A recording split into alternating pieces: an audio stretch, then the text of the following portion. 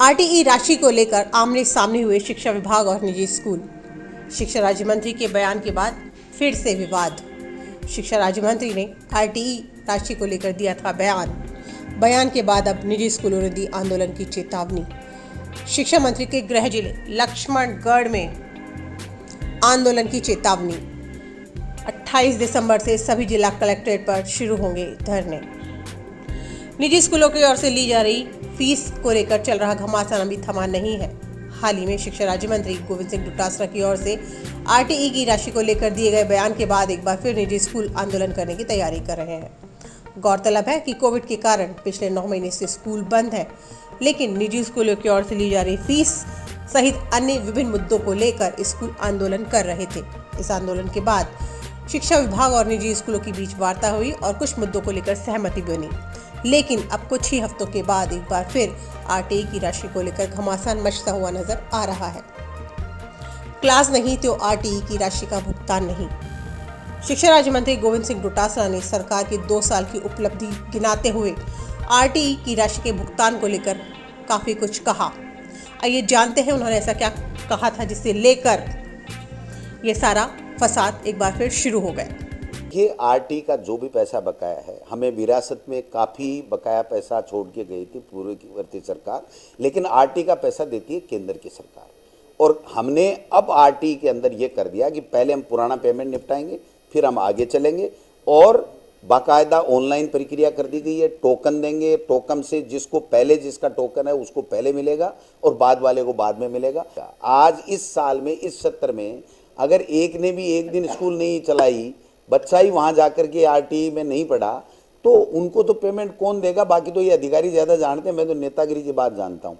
मैं तो मोटी मोटी बात कॉमन सेंस की जानता हूँ कि जो विद्यालय में पढ़ ही नहीं रहा है तो उसको पैसा कौन देगा भाई? कोई नहीं तो केंद्र देगी न हम देगी। और अगर केंद्र मेहरबान हो जाए और वो कहते घर बैठे दे दो तो हम भी निर्णय ले लेंगे।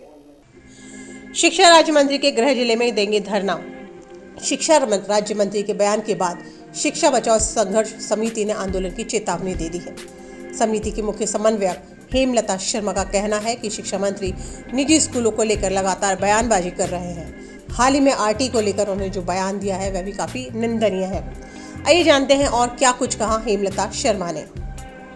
माननीय मंत्री जी, हर चीज की अति होती है और कहते हैं अति ही अंत होता है। अतः कृपया इस प्रकार की बेतुके बातें, बेतुके बयान देके और दुविधा पैदा ना करें। 16 संचालक आत्महत्या कर चुके हैं स्कूलों के। आप क्यों नहीं ध्यान दे रहे हो? ये दोहरी नीति करना आप तत्काल प्रभाव से बंद करिए, अन्यथा तमाम private schools they are determined now कि आरटी के बच्चों को हम कंटिन्यू नहीं कर पाएंगे। हम सक्षम नहीं है।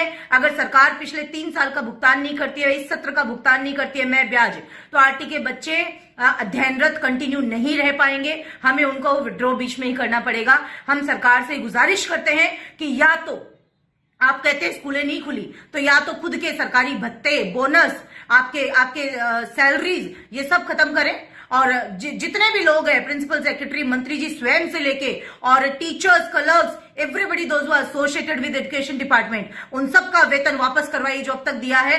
अन्यथा नियमों के आधार पर प्राइवेट स्कूलों को भी आप उनका आरटी का भुगतान करिए। अन्यथा तमाम प्राइवेट स्कूल 50,000 प्लस उनमें 11 लाख कार्यरत कर्मचारी आपके खुद के क्षेत्र विधानसभा लक्ष्मणगढ़ में महापड़ाव का आयोजन करेंगे। आंदोलन होगा जिसकी संपूर्ण जिम्मेदारी सरकार की होगी। जिला कलेक्ट्रेट पर धरने की तैयारी।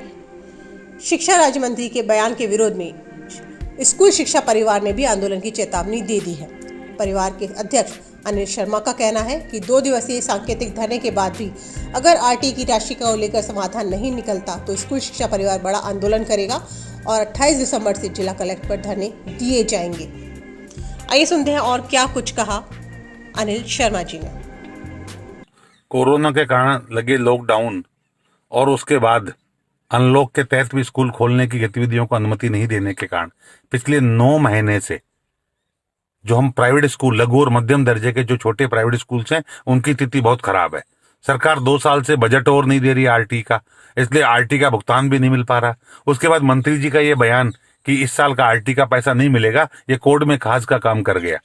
जो निजी स्कूल संचालक इस आस में बैठे थे कि कम से कम पेरेंट्स गरीब हैं तो कोई बात नहीं, सरकार तो कुछ भुगतान नहीं करेगी, वो भुगतान नहीं मिलने से भारी आक्रोश है।